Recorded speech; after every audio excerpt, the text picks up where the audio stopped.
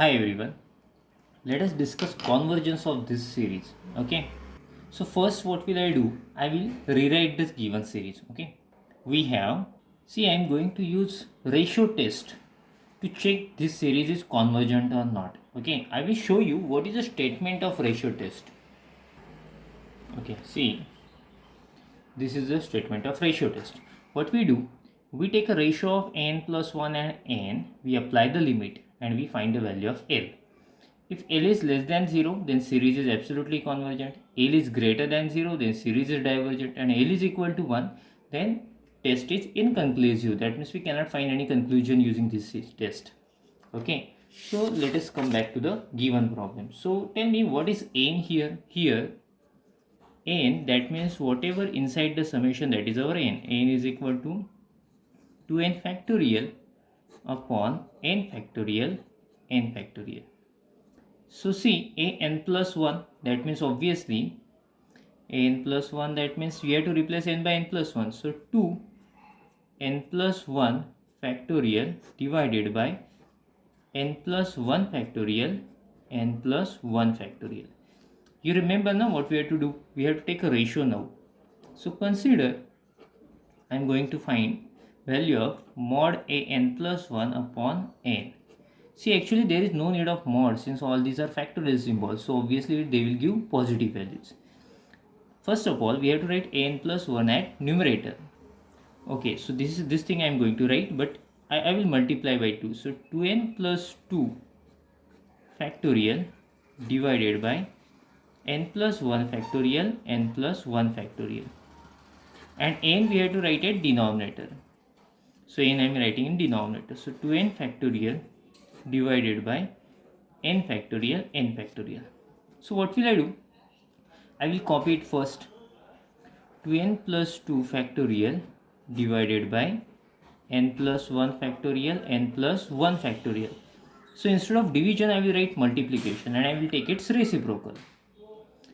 N factorial divided by 2n factorial. Now we have to simplify it. We have to cancel the terms which that means which we can cancel, and we have to make it more simple. So 2n plus 2 factorial, that means 2n plus 2, 2n plus 1 and 2n factorial. Getting my point now? Just like 6 factorial means 6 into 5 into 4 into 3, in the same way I am expressing. Divided by n plus 1 factorial, that means n plus 1 n factorial, right? N plus 1 factorial means n plus 1 n factorial into, I will copy the same, n factorial upon 2n factorial.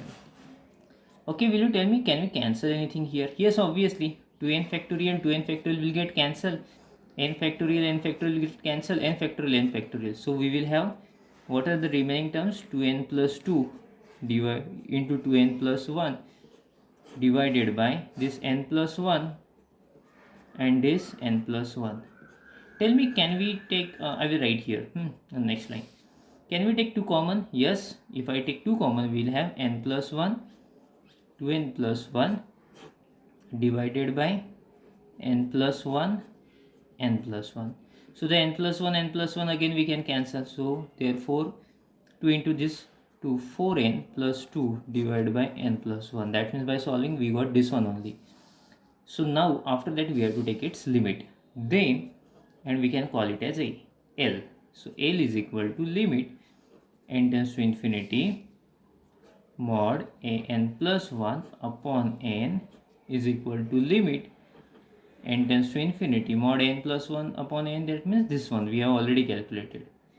So what will I do? I will divide numerator and denominator by n.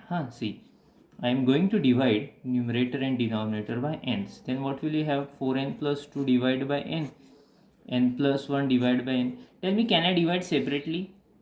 Obviously I can divide separately. So limit n tends to infinity. So 4 plus 2 by n.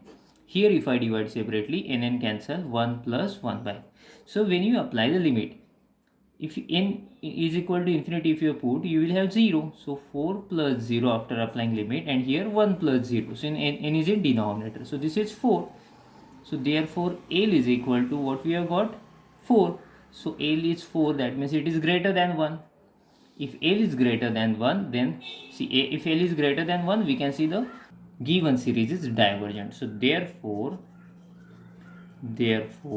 given series, that means this is a given series, we call it is divergent series. We can declare it divergent series. Okay, in this way we completed this example. Thank you.